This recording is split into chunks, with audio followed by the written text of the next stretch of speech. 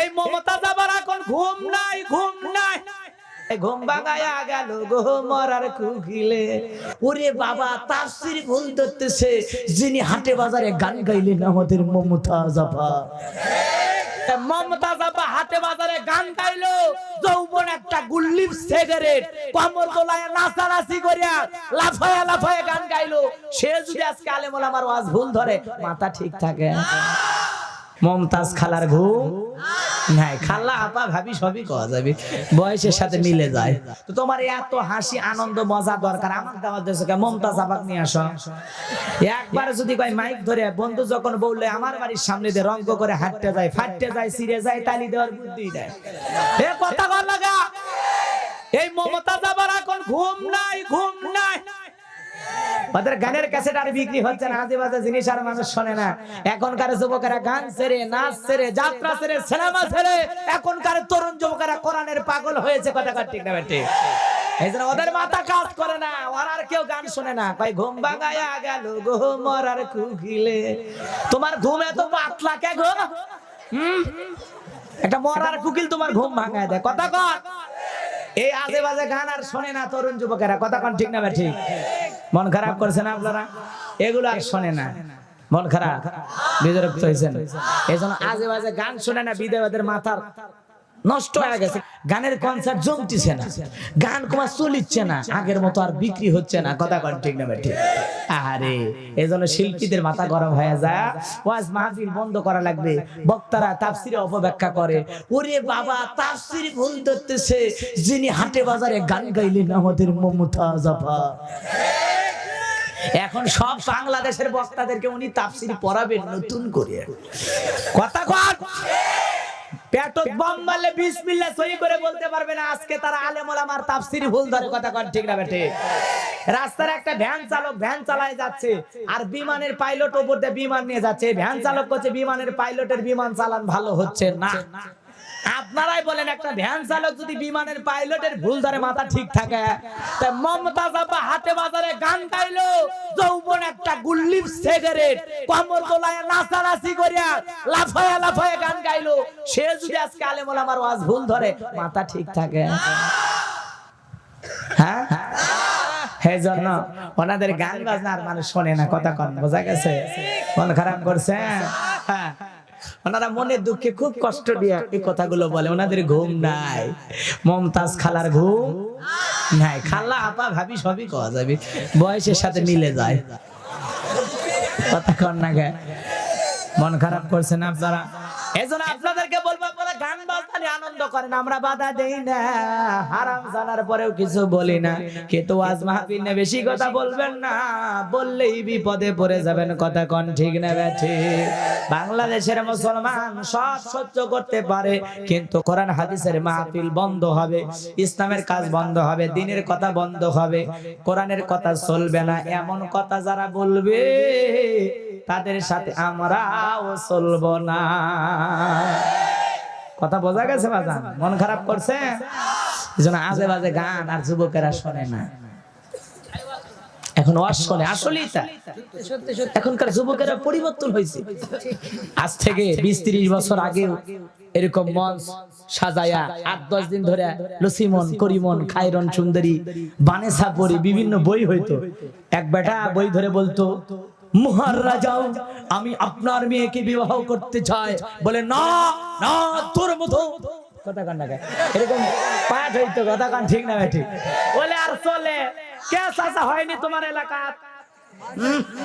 আগে তোলেই দেখছেন, আমরা বুঝি না। হ্যাঁ, এখন আর হলে চলে না। যাত্রা পালা শেষ, গানের পালা শেষ। মুসলিম হয়ে মৃত্যুবরণ করা লাগবে, আর আল্লাহকে ভয় করার মতো ভয় করা লাগবে, এমন তাকওয়া অর্জন করা লাগবে বাজান গমার। এজন্য আল্লাহ ডেকে বলেন, আল্লাযীনা ইযা যুকিরাল্লাহু ওয়াজিলাত কুলুবুহুম। যারা ঈমানদার, তাদের সামনে যখন আমি রবের নাম উচ্চারণ করা হয়, ভয়ে তাদের অন্তরাত্মা কেঁপে ওঠে। যাদের অন্তরে আল্লাহর ভয় আছে, তারা কোনোদিন গুনাহের কাজ করতে পারে না, তারা মিথ্যা কথা বলতে পারে না, তারা সুদ খাইতে পারে না, ঘুষ খাইতে পারে না, জিনা বিচারি করতে পারে না, অশ্লীলতা বেহাপানা করতে পারে না, তারা কোনোদিন নামাজ কাজা করতে পারে না, জমির আল ঠেলে ঠেলে জমি বাড়াইতে পারে না, দুধে পানি মিশাইতে পারে না, খাদ্যে ভেজাল দিতে পারে না। যারা আল্লাহকে ভয় করে তারা দিনের আলোতেও গুনাহ করবে না, রাতের আধারেও গুনাহ করবে না। কার ভয়ে? আরো জোরে কোন? হযরত ওমরের জামানায় রাতের বেলা এক মহিলা তার মেয়েকে ডেকে বলে, মা দুধ কি পরিমাণে হয়েছে? বলে, মা আজকে দুধ একটু কম হয়েছে। মহিলা ডেকে বলে, ঠিক আছে মা, দুধে একটু পানি মিশিয়ে দাও। ছোট্ট মেয়েটা ডেকে বলে, মা তুমি কি জানো না আমাদের খলিফাতুল মুসলিমিন আমিরুল মুমিনিন দুধে পানি মিশানো নিষেধ করেছে মা। ও মা, বিশ্বনবী খাদ্যে ভেজাল দিতে নিষেধ করেছে মা, কেমনে পানি মেশাবো? মহিলা ডেকে বলে, মিয়া আমার এমন ভাবে কথা বলতেছো মনে হয় সব খলিফা দেখতেছে শুনতেছে। মেয়েটা ডেকে বলে, মা তুমি খলিফার চোখকে ফাঁকি দিতে পারো, কিন্তু খলিফার আল্লাহর কুদরতি চোখকে ফাঁকি দেওয়া সম্ভব নয়। সুবহানাল্লাহ। এইবার হযরত ওমর ফারুক লাফায়া লাফায়া হযরত ওমর ফারুক সেখান থেকে এই কথাগুলো শুনে অতি দ্রুত ওখান থেকে বের হয়ে চলে গেলেন।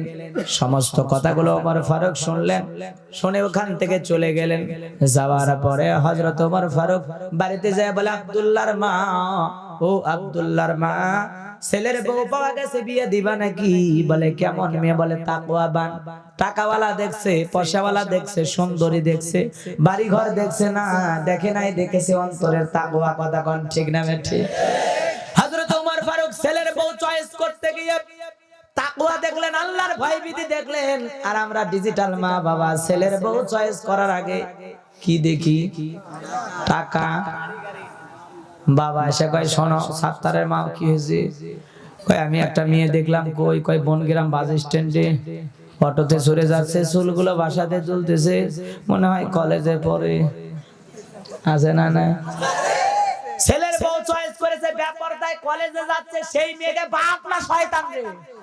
হ্যাঁ, ছেলের বউ চয়েস করবি নেককার, আবেদা, সালেহা, পর্দা নিশি দেখা, যে নামাজ পড়ে, পর্দা করে, রোজা রাখে। কথা কর।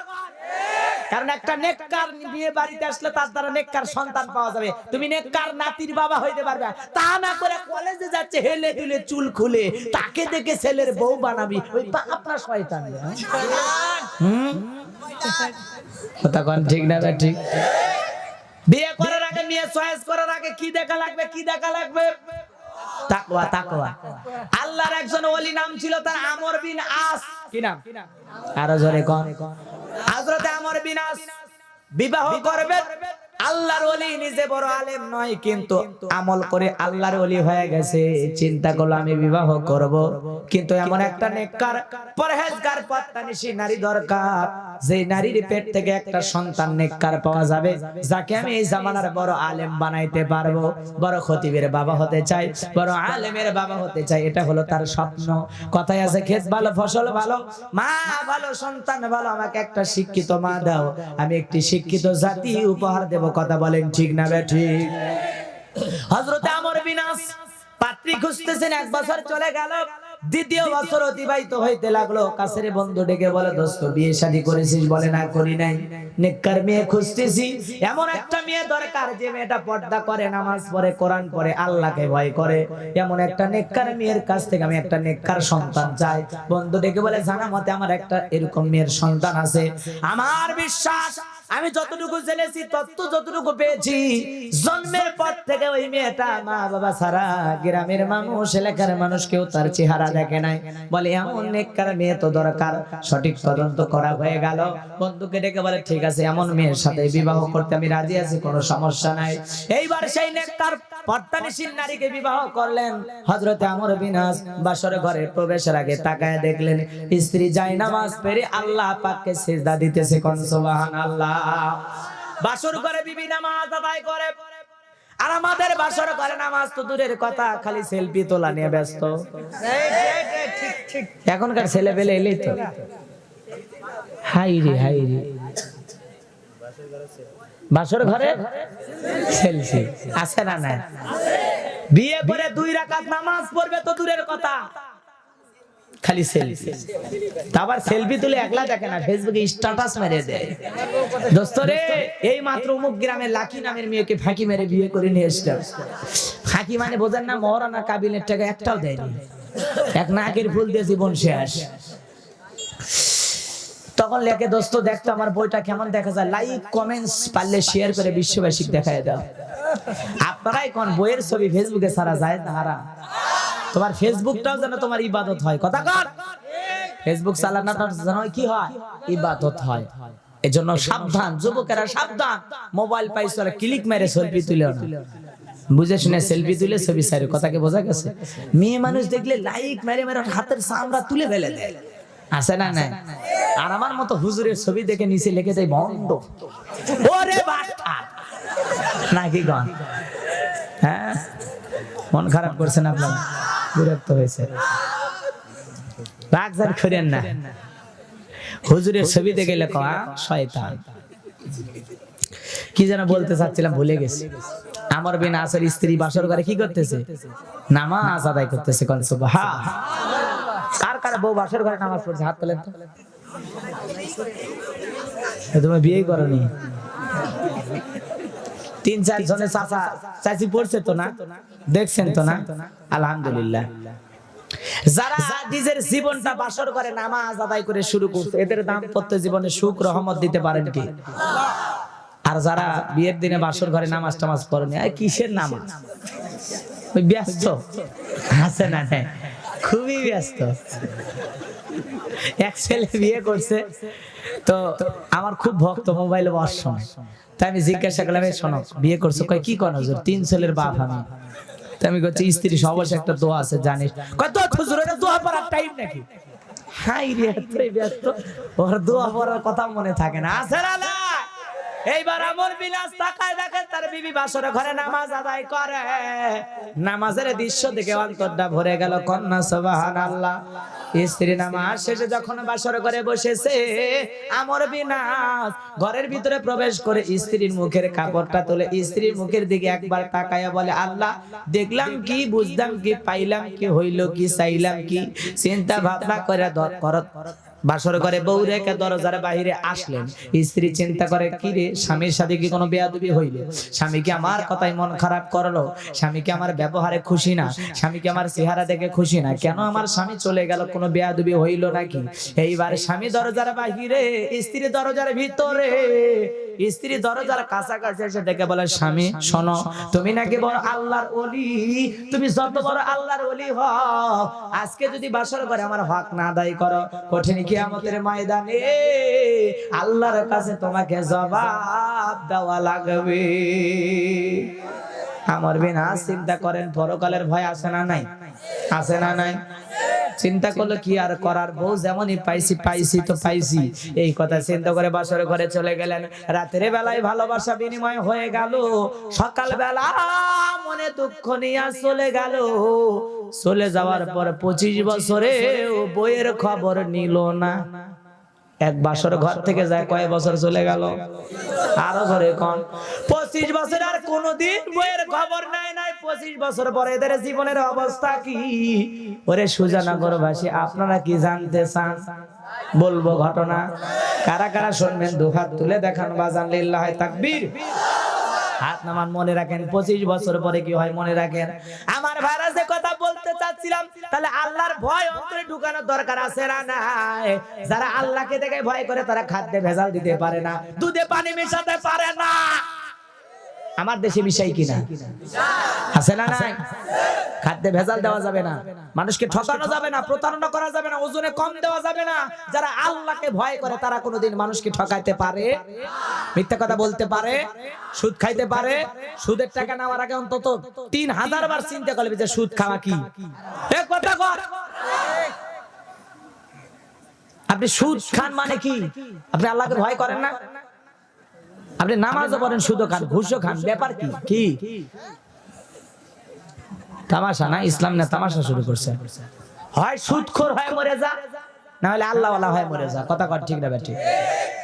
এগুলো দুনিয়াতে লোভ লালসা আমাদের পাগল করেছে। কথা কর ঠিক না ঠিক? এজন্য হারাম আছে যেখানে আমরা নাই, হালাল আছে যেখানে আমরা আছি।